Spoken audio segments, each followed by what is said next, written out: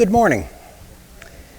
Before I get into the message, I thought maybe I'd bring up just a couple of things for a minute or two here, just to kind of remind us of what's going on around us. And it's funny because I was thinking these aren't related to the message, but in some ways they are. Because today's message is about the resurrection. And the resurrection is talking about what's going to happen in the end times when God raises all believers up. And I think we're on a path that we're getting closer and closer to the end times as time goes on. Not to say this is the reason, but if you look at the trajectory we're going on, I don't know if you realize this or not, but for the second time in 1 week, a governmental entity has said a business is not allowed to operate in our territory because we disagree with your Christian beliefs. Not that they were discriminating, but their beliefs. If you haven't followed it this week, First San Antonio, Texas, awarded a contract for the airport and said, you may not have a Chick-fil-A in the airport. And they came out in the name of tolerance and banned Chick-fil-A from the airport. That's actually what they said. Well, San Antonio wasn't the only one to do this. Now Buffalo, New York has done the same thing in 1 week. And the reason I bring this up is because if you look worldwide, Chick-fil-A is only an example here, but if you look worldwide, what I'm seeing over and over again is governments worldwide are not only banning Christian actions, but banning Christian thought. Because if you look at Chick-fil-A, Chick-fil-A has no history whatsoever of discrimination against anybody as an employee or a customer. Yet because they made contributions to groups that governments disagreed with, suddenly they're being banned. This isn't the first time. Remember, New York City did it, San Francisco did it, a number of other places. But again, look at the trajectory we're on, and what's even more scary is the fact that if you've traveled the world much, you'll know the United States is in far better position than any other country in the world in this area. Canada's worse than the U.S. is, Europe is worse than Canada is, and if you start going to the Middle East or China or someplace like that, you're going to find out you can forget about talking about Christianity without being in big trouble. The other thing I've seen this week is not only are Christian beliefs being shut down by governmental entities, but in addition to that, the media is completely ignoring what's happening around the world. Remember, again, I talked last week about how you had the massacre in, New Zealand in the mosque.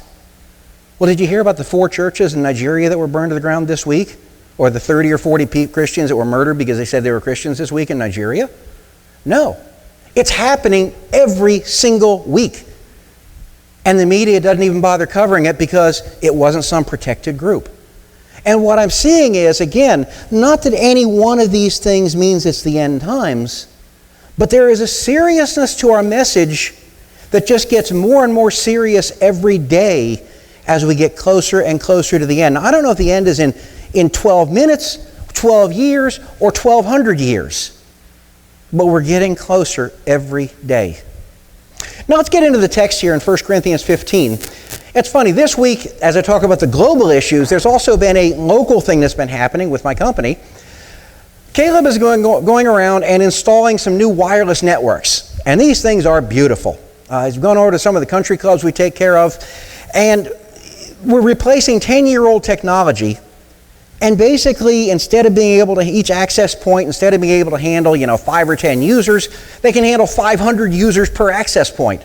Instead of being able to communicate at slow speeds, these can actually operate at gigabit internet speeds. And not only that, they now have gigabit connections to the internet, and we're just talking about just flying on this. Now, why do I bring this up? Because whether we're talking about the physical network or the wireless network or whatever else, the network is the basis of all the computer operations that happen in a company. And not just computer operations. HR uses it to track what's happening with employees. The timekeepers use it to track what's happening for paychecks. Accounting uses it. Doesn't matter what division you've got, every division uses it. The people in the restaurants of the country clubs use it in order to set up the menus every night. The network is the basis of it. And let me say this, I don't care how good your software is or your computer is or anything else, if your network is not functioning, it really doesn't matter. You're not getting anywhere. The network is the center and the core and the basis of everything that we work with. You know something? The reason we're spending so much time in 1 Corinthians 15 and Paul put so much time into it is because the resurrection is the basis of everything that we do as a believer. The resurrection is the proof that Jesus Christ beat death. Just like the network is the core, the basis of everything we do in our business, the resurrection is the core and the basis of everything that we see and do as a believer. And often we forget about that, and we forget about the importance of the resurrection. We may not say that, but our actions don't reflect our beliefs in a lot of cases.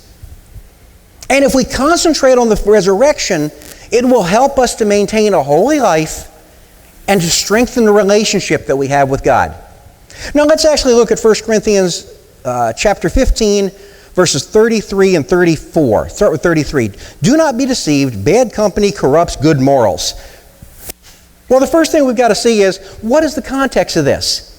The context is verse 32, where he said, If from human motives I fought with wild beasts at Ephesus, what does it profit me? If the dead are not raised, let us eat and drink, for tomorrow we die. So Paul was talking about this absurd statement of, what if the dead are not raised? Well, we may as well just party, because if we're not being raised anyway, it's all earth and doesn't make any difference. Well, in response to that, he's now saying, don't be deceived. Bad company corrupts good morals. What he's saying is, if we hang out with people that are saying these kind of things, if we start to believe what they believe, we're going to forget about the importance of the resurrection. And let me say something else. This saying that he's saying here, this is not a Christian saying. Paul is quoting a saying that shows up in non-Christian literature before him. And the reason I bring that up is because even unbelievers recognize bad company can corrupt good morals. Now remember, this is a proverb, so it means it's generally true. It doesn't mean in every circumstance. It doesn't mean if you walk out and talk to a thief, suddenly 3 seconds later you're going to be stealing something, okay? But it does mean, if you think about it and it makes sense, if you're constantly just hanging out with people and associating with people and going along with the way they live and act, and the people are problematic people in how they live, it's going to start affecting you. If you start hanging out with people that are constantly using language you don't want to be using, it's going to seem natural to start using that language. By contrast, also, I find that good people can promote godliness and morality as well. I know that when I was in college age, I went to a Bible study every Friday night. And it's funny, they said, you'll never get college students to hang out at a Bible study on Friday nights. Well, we ended up getting about 30 kids there, 30 of us there every single Friday. And what I found is that Bible study drew me closer to God, and we did stuff. We studied the Bible for an hour and a half. Then we'd either go bowling or we'd go whatever, we'd have a party or whatever. It wasn't just Bible study, but the point is, it strengthened us. It drew us closer to God. Who we associate with and what we do makes a difference in our lives. And all Paul is saying here is, look around you, it's going to make a difference. Now, if we look at verse 34. Verse 34 says, become sober-minded as you ought, and stop sinning. For some have no knowledge of God. I speak this to your shame. A number of little things in here. The first thing it says is, be sober-minded. Literally, this means, if you look at the original, it says, sober up righteously. This sober up is talking to something you'd say to someone who is drunk and coming out of a drunken stupor. That's the language that would have been used back then. And what he's saying is, think clearly about your living and about your righteousness in righteous living. Now, one of the things that we frequently get mixed up here is we hear that, and I've often heard this verse used for about be sober, meaning be stern, no humor. You can't smile, you can't crack a smile if you're a Christian. We all know that. Because we never smile, and we never laugh, and we never tell jokes, right? No. But that verse is frequently used that way. I don't care if you're telling jokes or you're studying or you're talking or whatever, all of that can be done to honor God. I think God has a sense of humor, and it's fine to go ahead and tell jokes. Matter of fact, in our house, sometimes we'll go 4 or 5 minutes without telling a joke or a pun, but it happens. But the point is that we're constantly joking around. There's nothing wrong with that. That's not what this sobriety is talking about. This sobriety here is talking about looking at your life and making sure you're living a righteous, holy life for God. Now, if we continue in verse 34, though, it also says in almost all the versions, stop sinning. Now, that's not actually what it says in the original. The only version of the Bible in this case that got it right that I found so far is actually the King James, which literally says, sin not. It's an imperative, and it's saying sin not. Now the reason, it's not bad, why the other versions put stop sinning in there is because this was being addressed to the Corinthians, and the Corinthians were sinning. And they were sinning specifically in what they were doing and saying here. But even if you're not sinning, it means don't sin. It's an imperative. Now in Corinth, part of this sinning was they were denying the resurrection. And they weren't living like Christ. The resurrection was not a reality in their life. Oh, sure, they could tell you, yeah, Jesus rose, sure. You're going to rise, sure. But it didn't mean anything to them. It wasn't real. One of the things I remember when I was a kid is that when I was about 6 or 7 years old, I was constantly falling down the back steps of my house. That comes as a big surprise to people like Linda that know me, that I would fall down. But the point is that I was constantly falling down. It got to the point where my mother was so mad at my dad for it. He said, "You've got to rip out those stairs." So we had a porch that was maybe about this tall and went down to the ground. And you got to put a porch out there so that the kid can come out without falling down the stairs. Well, she got so mad that he finally said, he got around to it. He called my uncle over, and the two of them built a new porch. Well, two things happened. Number one, I knew they were building the porch, but it wasn't reality to me. Because even though I knew they were building the porch, I still remember it, and so do they, coming in the front door of the house at full speed, hitting the door like this, running through the living room on a dead run and saying, "Hi, Dad, bye, Dad, hi, Uncle Dick, bye, Uncle Dick," running out, straight out the back door, and all they said was it looked just like a Roadrunner cartoon with the coyote going off the cliff, because the stairs had been taken away. It was just a drop. And he said, they looked, and literally my feet were still running. And for a moment there, I was in midair till I ended up splat down on the ground. The reality had not set in of the stairs being missing. That may sound trivial, but it's just like the reality of the resurrection had not set in on the Corinthians. And by the way, if you have any questions and wonder, no, even after the new porch was put up and even after the new stairs were put up, I still fell down the stairs. It wasn't my dad and it wasn't the stairs, it was me. But there is a reality to situations, and you know something? It's one thing to say, I believe in the resurrection. It's another thing to live your life like you believe in the resurrection. There's a big difference. And that's what Paul's trying to get across to them here is your life showing that you believe in the resurrection? Or is your life showing that, no, you believe in the pagan deities and everything else because you're going along with all that stuff? What he's talking to the Corinthians. He wanted them to transform their lives so that it would show who they were. Now, in addition to that, this verse ends with something which is a condemnation. And it says, "For some have no knowledge of God. I speak this to your shame." You know, the Corinthians basically, first of all, let me clarify something. This is not talking to new believers. If you're a new believer and the only thing you know is that Jesus saved you, that's fine. But this is talking to people who have been believers for quite a while and simply didn't know God, didn't know anything about God. Yeah, they heard the basics, but they weren't growing, they weren't learning. And at least they had an excuse. They didn't have a Bible. They heard the scriptures read to them in church. But nobody there was no such thing as a Bible you carried to church. They would be scrolls, and they're so valuable, no one had personal scrolls. We have no excuse. We have no excuse whatsoever for not knowing God, knowing who He is, and knowing our relationship with Him. Because He's given it all to us. And what Paul's saying to the Corinthians is, this is to your shame if you don't know God. If you don't understand God. If you don't know the reality of God. I think we run the same danger. We need to know the reality of God in order to live a godly life. And we need to know about the resurrection because the resurrection is the basis of that reality. It's the proof of what Christ did. It's the proof that He paid for sin and beat death.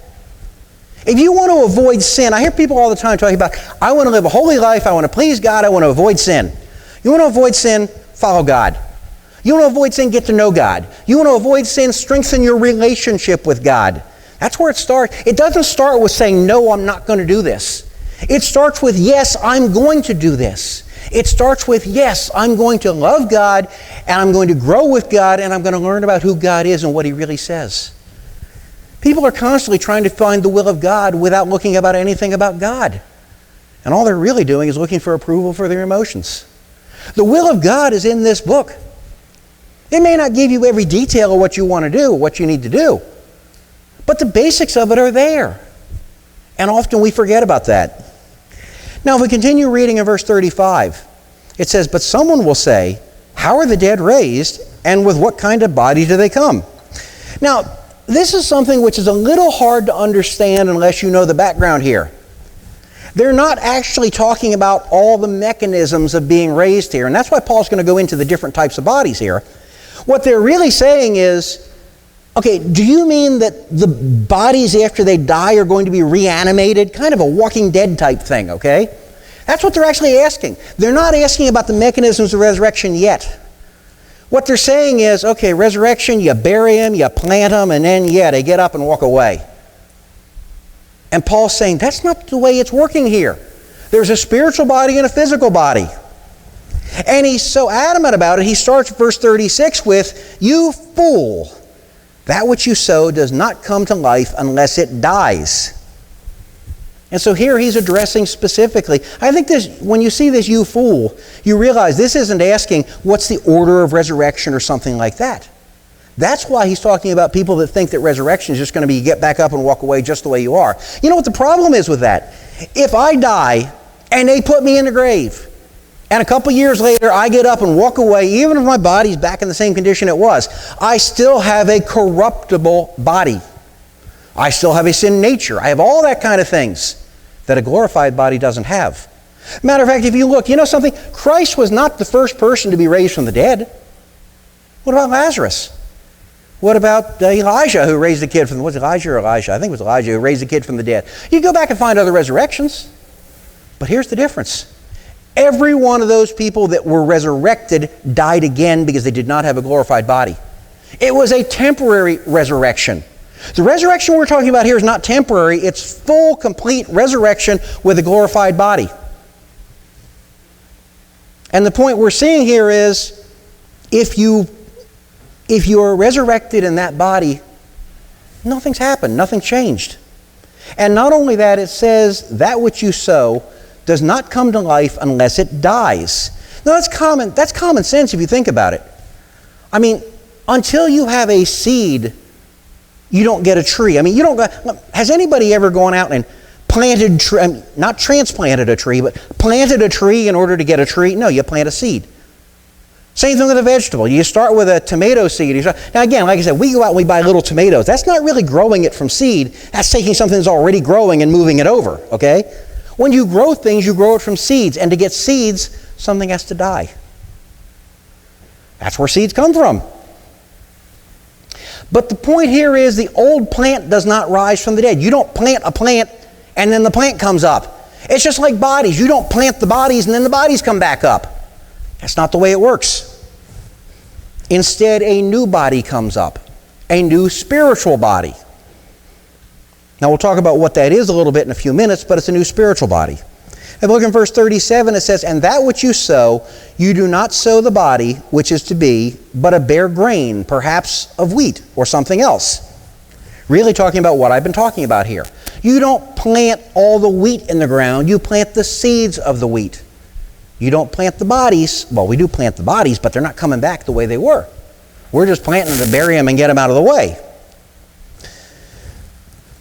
Now, if we continue on to let me flip the pages back accidentally. If we continue on to verse 38, verse 38 says, But God gives it a body just as he wished, and to each of these seeds a body of its own." The thing I want you to look at here is in verse 38 is, God has a plan. It's not random that a tomato seed grows into a tomato. It's not random that an earthly person, when they die, is raised in a spiritual body when we're resurrected. None of that is at random. And not only that, we are resurrected as who we were. It's not like we're just, let's just give them something brand new that doesn't look anything like him. When Christ came back from the dead, people knew who he was, even though it was a glorified body. The point being is, God has planned all this out. Each seed is unique, each species is unique, and each person is unique. If we go to verse 39, it says, "All flesh is not the same flesh, but there is one flesh of men, and another flesh of beasts, and another of flesh of birds, and another of fish." So again, what we're seeing here is, There's a difference. Now, why is Paul even taking the time to say this? Because if you think about it, if I came to you and said, you know, birds are different than fish, and fish are different than animals in the field, and animals in the field are different than humans, you'd probably look and go, yeah, right, duh, like we didn't know that one. Because that's what Paul's saying here. So why is he saying this? Because Paul's not stupid, okay? The reason he's saying that is he's explaining to them and setting up how the spiritual body is different from the physical body. Because you know something? We can look out in the field and we can see a cow and we can go, that's not a bird. Hopefully you can see that. Linda has, I don't know if you've ever seen it on Facebook, Linda has beautiful photographs she posts all the time of our backyard. And there's the pond back there and there's birds and everything else. But you know something? Never once did I see one of the shots of her having the eagle close up, because an eagle goes back there, and say, oh, look at a cow. I know the difference between an eagle and a cow. I'm not bragging here, but I do know the difference, okay? The point I'm trying to make is people don't have the same frame of reference for a physical body and a glorified body. It's not like we can look all around us and go, oh yeah, he's got a glorified body, he's got a physical body. No, it's not. So Paul's trying to set up, it is as different as these different species with your physical body and your glorified body. And that's why he's taking the time to explain this. It's not because he's stupid. And God has a plan for the different species. If you look at verse 40, it says there are also heavenly bodies. So Paul's now using an illustration. You can tell he preached. No, he says there are also heavenly bodies and earthly bodies, but the glory of the heavenly is one, and the glory of the earthly is another. Just like heavenly and earthly bodies are different, again, just like different species. One of the differences we see is an earthly body is corruptible. A heavenly body is not corruptible. Earthly bodies, we can get sick, we can die. Heavenly bodies don't. Resurrected bodies don't. If we go on to verse 41, it says, there is one glory of the sun, and another glory of the moon, and another glory of the stars. For star differs from star in glory. So now he's comparing it to the universe that we can see. And it should be pretty obvious. The sun, the moon, the stars are all different. Each one is amazing, but they're different. For any of us who are old enough to remember, do you remember where you were on July 20th, 1969? I do. I was at my grandfather's house, sitting in front of the old television.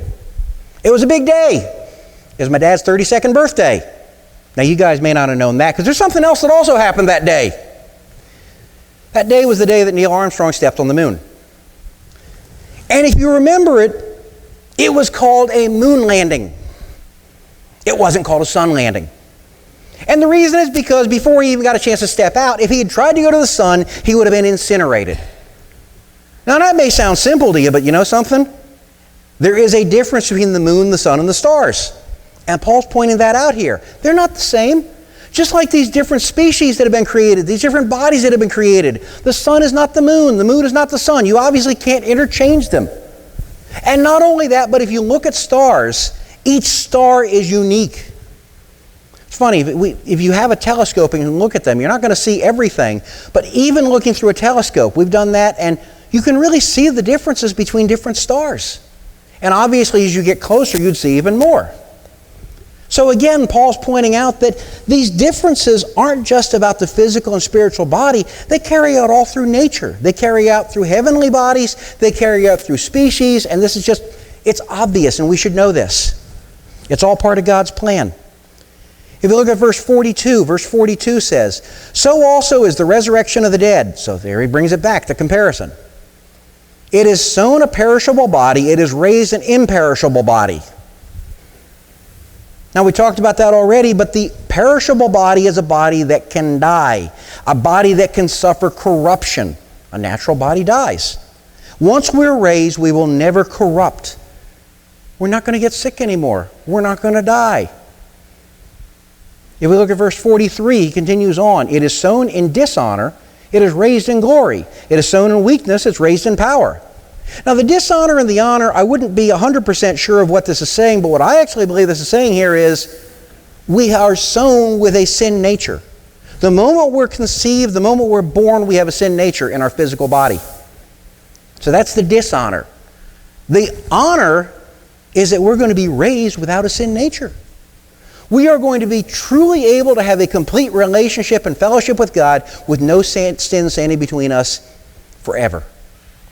We won't even have the temptation to sin at that point in time. It just won't be part of our nature. And when he talks about weakness and power, I think again what he may be talking about here is when you're born physical, you can get sick, you can die, you can have all kinds of things happen to you. When you're resurrected, no more sickness. I woke up with a headache this morning. I'm not going to wake up with a headache when I got a resurrected body. You know, how many mornings, and again, as you get older, you start to know, how many mornings do you wake up and you just ache and hurt and your shoulder hurts and all of a sudden it's like, oh yeah, I remember that football injury and everything else. No more. Resurrected bodies aren't going to have that. It is going to be wonderful. In verse 44, it says, it is sown a natural body, it is raised a spiritual body. If there is a natural body, there is also a spiritual body. So what he's saying is, it's obvious you have the one and the other. If you believe in the resurrection, there has to be a spiritual body. But there's something else here that I think we have to clear up because it's misunderstood by a lot of people. Somehow the spiritual body is seen as unreal. Not quite, well, it's real, but it's not really, kind of maybe a little translucent or transparent or something, I don't know. But almost like a ghost or something like that. That's not what a spiritual body is at all. As a matter of fact, I'm not going to go into why here, but I actually believe that spiritual beings that we cannot see are actually more solid than we are. I think there's a biblical basis for that. But again, I'm not going into that right now. But the point being is, as far as these bodies go, we're not going to have some ethereal type body. We're not going to become angels. We're going to have a literal body. We're going to live in the New Jerusalem for eternity, and we're going to serve Jesus Christ, and we're going to work and learn and worship. So it's not an unreal body. And the other thing to remember here is that this spiritual body will actually be raised from the seed of the physical body that each one of us has. That's why Jesus was recognizable to people. Now, he wasn't instantly recognizable to everybody, but it was enough that you go, oh yeah, he's glorified, but yeah, it's him. So it's not like we're going to suddenly be, I'm going to die right now, and when I die, I'm going to come back as a different person. It's going to be like, oh, well, you're Gene now. No, I'm not Gene now or something like that. He's not me. I'm going to be able to recognize him. He's going to be able to recognize me. I don't doubt that. So I just want to clear up those myths because sometimes we think of these things, but they're not really in the Bible. Now if we go to verse 45, it says, so also is it written, the first man, Adam, became a living soul. The last Adam became a living spirit. Now this is kind of confusing if you think about it. Because first Adam and last Adam, there were not two Adams as such. There were not two guys named Adam we're talking about here. The first Adam is Adam in the Bible. And he sinned and brought about corruption and brought about sin. The second Adam he's talking about here is representative of that, but it's not literally Adam. Sometimes the Mormons and people like that get that rather confused here and think that Adam became Christ. That's not what it means. But it means just as Adam brought about death, Christ brought about life. That's what it's talking about here. And there's a couple other things that we should see here. Is that if we look at what it says about the first Adam, Adam became a living soul. So when God breathed into him, he had life. But that's not what it says about the second Adam, which is Jesus Christ. It literally in the original says that he became a life-giving spirit. And if you think about it, yeah, Adam was alive, but Adam had no ability to transfer the resurrected life to anyone here. Jesus Christ does. If we go to verse 46, it says, however, the spiritual is not first, but the natural, then the spiritual. Very simple what he's saying here. You're not born a spiritual body. You're born a natural body. You have that first, the natural body dies. When you're resurrected, you get a spiritual body. There's nothing really mysterious about this verse.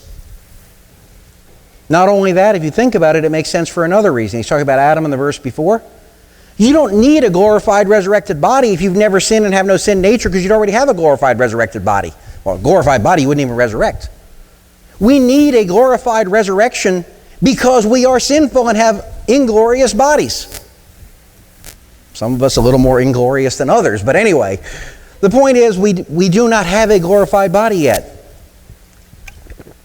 Now if we look at verse 47, The first man is from the earth, earthy. The second man is from heaven. Well, again, pretty obvious. Adam was literally made from the dirt. Jesus came from heaven. He was incarnate. Now, something that I want to say here also that we need to take into account. We run into people who say they're believers, and I'm not going to judge that right at the moment, but we run into people who say they're believers, church leaders, etc., who also believe in biological evolution. Who say that no, Adam was a representation of something or other, but we really came from whatever, proto-being it was that we came from, okay? Well, in addition to the fact that we'd have no sin nature, which is a real problem, there's another thing that's a problem here. Because Paul is talking about Adam literally existing. If Adam didn't literally exist, then Paul's either ignorant or he's a liar. Now, I don't care which one of those two you have. If you have ignorance or lying under inspiration of the Holy Spirit, you got a problem. That would mean this book and whatever else Paul wrote would not be inspired and would not be part of the Bible. So before you start pitching Adam and Eve as literal, you better be prepared to pitch all the writings of Paul. And oh, by the way, Jesus also believed in the literal Adam. So you better be willing to pitch what Jesus said. Toss out the Gospels, toss out what Jesus did. You don't have much left once you've done that. So it's critical that we believe in a literal Adam and Eve that literally lived in the Garden of Eden. That's essential to our beliefs and something we can't give up on. Now, if we go back to verse 49, it says, "And just as we have borne the image of the earthy, we shall also bear the image of the heavenly." Again, fairly obvious. If we're born as a human, we have a similarity to Adam. We may look different, we may be tall, may be short, we may be different colors, we may be different sizes, we may be whatever. We have male and female also. But when you look at people, you can go, aha, that's a human. You don't look at a cow and go, oh, that's a human. No, it's a cow. When we go home, we're going to meet Logan, who's our dog, and we're going to meet Penny, and we're going to meet Isaac, who are our cats. I have never once looked at Isaac and said, I wonder if you're human. No, it's obvious. He's a cat. Same with Logan. He's a dog. We're humans. Again, not saying anything really deep here, but the fact is we already as a human body and the physical body have a resemblance to Adam. Well, what he is saying, though, is in our resurrected body, we're going to have a similarity to Jesus Christ. Not that we're going to look identical to him, but it's going to be obvious that it's a glorified body just like he had. Now, we've gone through these verses. What are we going to get out of these verses? It's easy to just talk about the resurrection and forget about the meaning of it.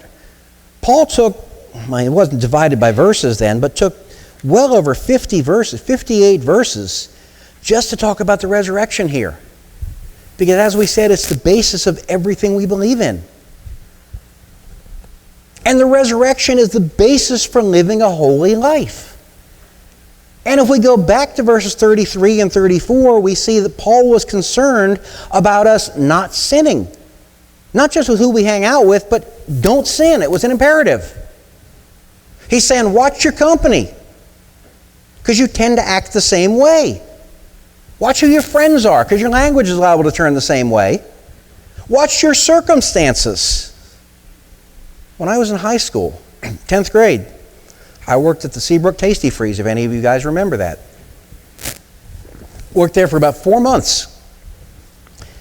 And one of the things that I credit myself with inventing was the upside-down banana split, where you took one of the giant cups and took 2 bananas, split them in half, and, all around 4 sides, and keep stacking the ice cream and stacking the hot fudge and stacking the strawberry, and you get like a massive banana split.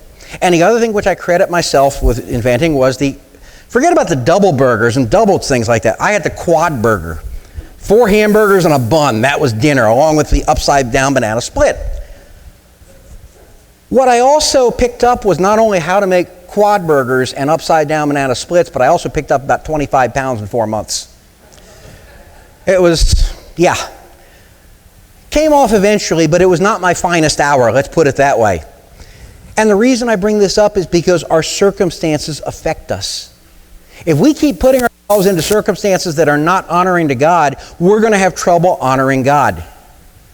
If we keep hanging out with people that are not honoring God, it's going to make it more difficult for us to honor God. The entire point of bringing up there is a resurrection is to say, because of the reality of the resurrection, your life and my life has to change. If it's just an intellectual thought, who cares? I can teach a parrot an intellectual thought and have them say it back. Did it change its life? No. It needs to change us. And in addition to that, you also have to look at one of the biggest things we do is, where do we work? Do you work in an environment where they cheat people? Many, many years ago, I had a job for a couple of months and I realized they were not being fair to their customers. They were actually cheating their customers, telling them one thing and doing something else. When I found out, I left. Matter of fact, so did a lot of people in that company. But I left the company. I've felt bad for people, for example, not so much anymore, but many years ago, if you remember it, you go to 7-Eleven, CVS, any of these stores, and it would just be all kinds of, the worst porn you can imagine just sitting right there for people to pick up. They started putting blockers in front of them, but here's the point. As a cashier, man, I felt sorry for those cashiers because it's like, you're working in a place and you got to ring that up? People have to make decisions on where they're going to work based on the environment of the work.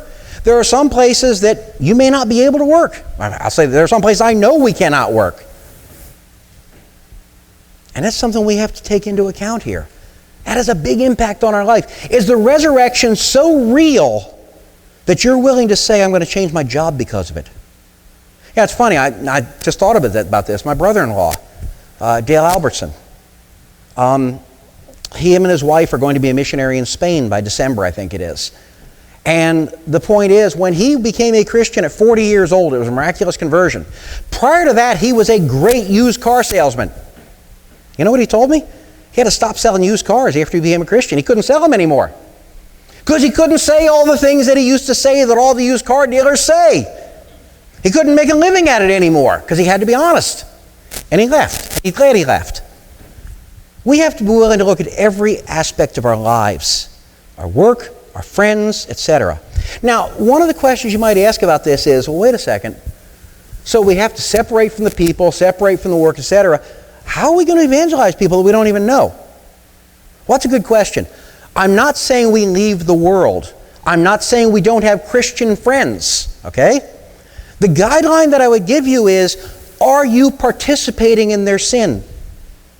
I think that's a good guideline. Let me give you an example. Is it a sinful atmosphere? One of the things that I've done recently and I enjoy doing is going to the Bowie Coin Club. It's a coin collectors club. Meet once a month.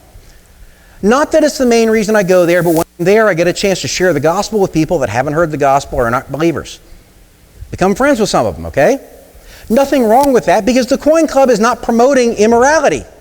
If it were named the Bowie Strip Club, I would not be going there. Because it would be participating in their sin to be there.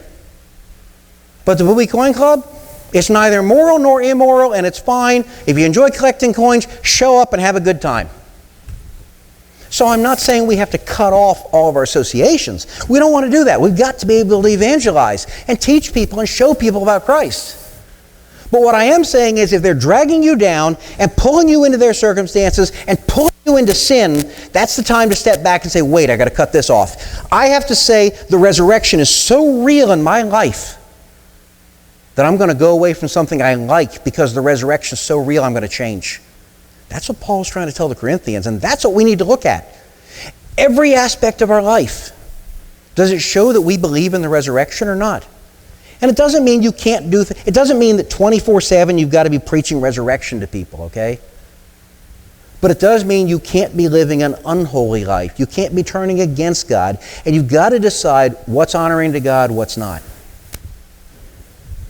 We can be in the world without being of the world, and that's what Christ was talking about. The second thing I want to talk about here in our application is our future. If you are a believer in Jesus Christ, you have the assurance of the resurrection. I've been mentioning this all along, but think about it. If that doesn't change you, there's something wrong and nothing's going to change you. I mean, think about it. You are assured that no matter what happens in this life, no matter how stinking this life becomes, no matter how terrible things become, Life is like this, and it's even smaller, and eternity, the everlasting life is like that, and even more. No matter how bad this gets, that's going to be wonderful. And that should change our attitude. That should make us different. It doesn't mean that we ignorantly smile at everything as we go through life or something. But what it does mean is it affects our life, it affects our action, it affects the relationship we have with God. And not only that, if we go back to verse 36 and look what it says, it affects whether we are ignorant of God or not. If you believe in the resurrection, as I believe in the resurrection, it is the responsibility for each one of us to know who God is and know about God and to learn more and more and more about God. I'm not saying you have to get a degree in theology. I'm not saying you have to know every theological word. But I don't care where you are or what position you are in life, every single one of us is capable of learning things about God. Every single one of us is capable at some level of studying the Bible. Is the resurrection real or is it not real? The Corinthians, it wasn't real to many of them, and Paul said, it is to your shame. If you don't spend time trying to find out who God is and learn about your relationship with God, that is to your shame. I say that to myself too, for any one of us. We can't get off the hook there. Does the resurrection change your thoughts? And does it change your actions? That's what Paul was talking about. Not that it's that we're nice people and we all sit around and smile at each other and we got great fellowship. No. Does it change you? Does it give you a passion to tell people about Christ? To teach people about Christ? To show people about Christ? The final thing I want to talk about on application is God's plan. We can see all of this. God set up the entire plan for the resurrection, for adoption. We can see that in Ephesians and many other places. It's all under His control. We can see that He created the different species, the different types of heavenly bodies, the spiritual body and the physical body. All of that is part of a plan. Well, not only is there a plan for different species, there is a plan for you in your life if you're a believer. God has a plan for what He wants you to do. I don't mean He has every step mapped out and you're walking along like a robot, okay? But God has something for you to do. I don't care if you're 10 years old or 90 years old. You're not done unless you've been planted. Then you got a right to wait around for the resurrection. If you're not dead, you should be doing. It's that simple. We have to know that God has a plan for us. We have to know the reality of the resurrection. We have to learn to know God through the Bible and through our relationship with God. And we have to allow that to change us to live a holy life. And the question I'm going to leave with you today is, are you going to allow God to act in your life based on the resurrection of Jesus Christ and based on your assured resurrection coming up? Or are you going to say, God, no, you're pretty good, but I got a couple areas that are mine. It doesn't work. But the choice is yours. You can hold back for God, or you can say, God, wow, you sent your Son, He died for us, and then you raised Him from the dead to prove you can do it for me. Is that going to change your life or not? Let's go ahead and pray.